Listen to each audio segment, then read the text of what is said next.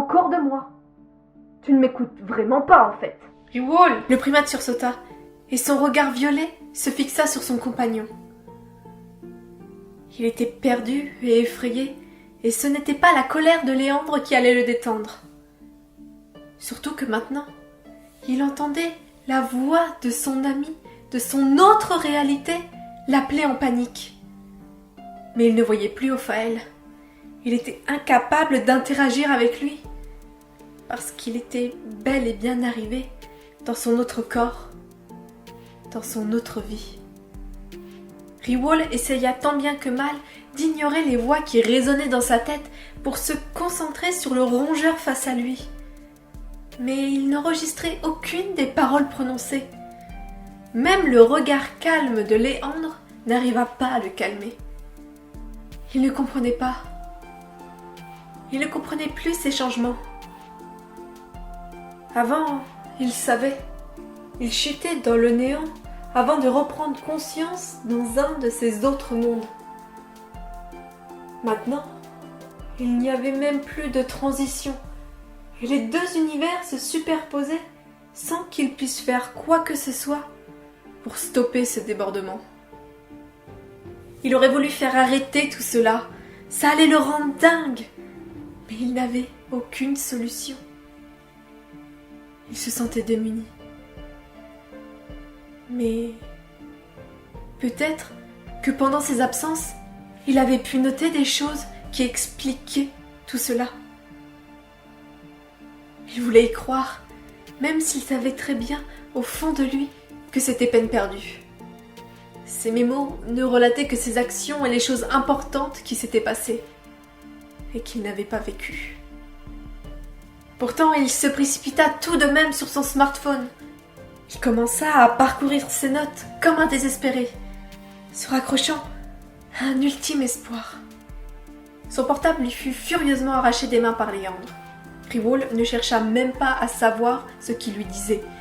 Il se jeta presque sur lui pour reprendre l'appareil qui était neuf.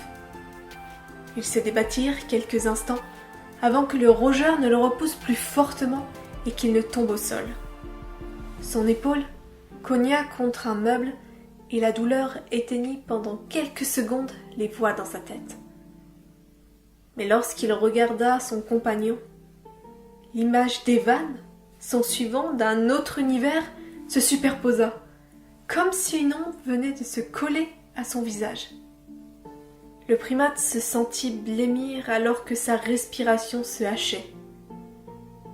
Il n'osait pas fermer les yeux, de peur de se retrouver encore une fois ailleurs en les rouvrant.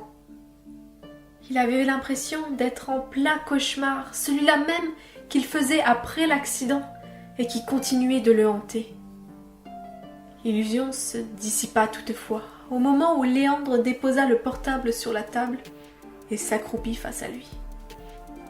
Son regard noir avait perdu toute sa colère pour laisser place à l'inquiétude et l'incompréhension. « Riwall, qu'est-ce que t'as ? Tu commences à me faire peur. L'autre jour, tu m'as parlé d'un frère alors que tu es orphelin. Puis une autre fois, tu dialoguais tout seul dans un jargon militaire.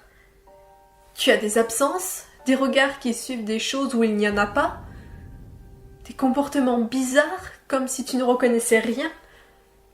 J'ai essayé de faire comme si de rien n'était, que peut-être ça te passerait.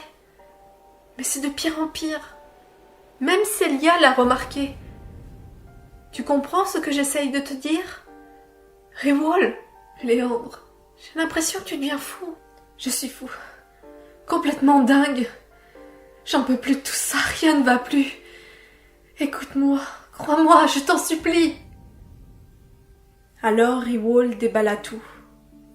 Il parla sans s'arrêter, restant prostré au sol, sans tenir compte des ombres qui apparaissaient autour de lui, et des voix qui envahissaient sa tête.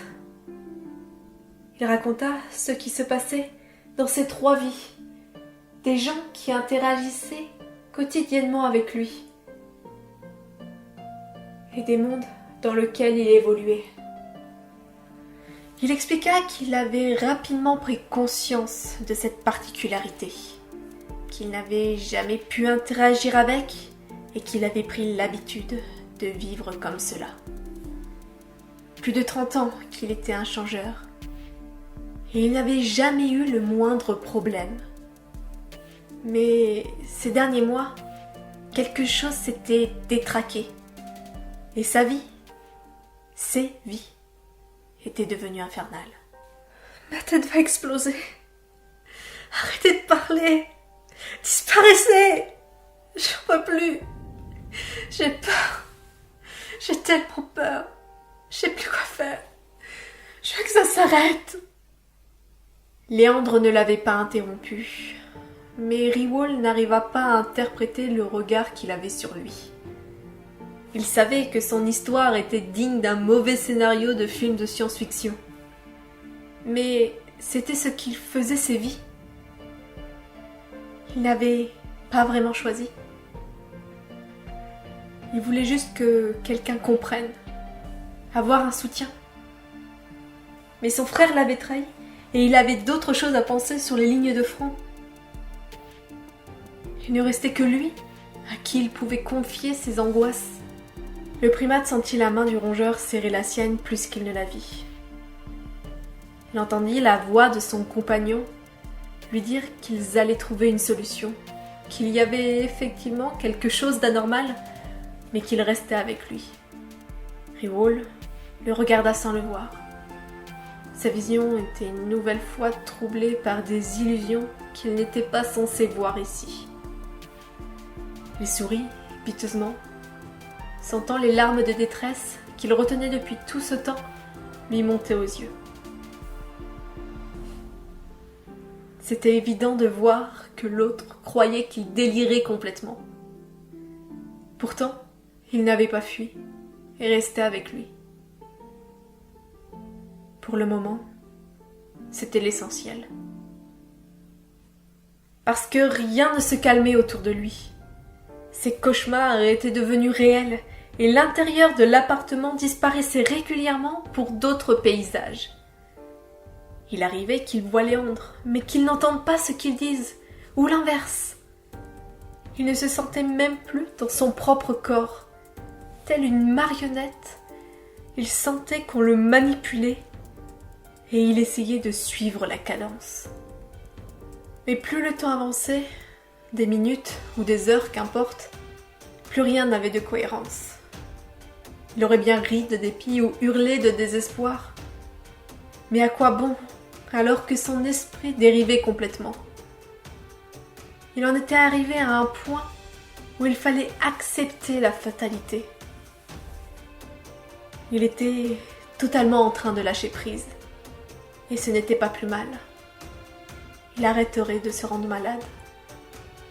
Et alors qu'il voyait Léandre allonger son corps amorphe et le border, la tension qui voulait le tirer loin de cette scène se fit d'autant plus forte.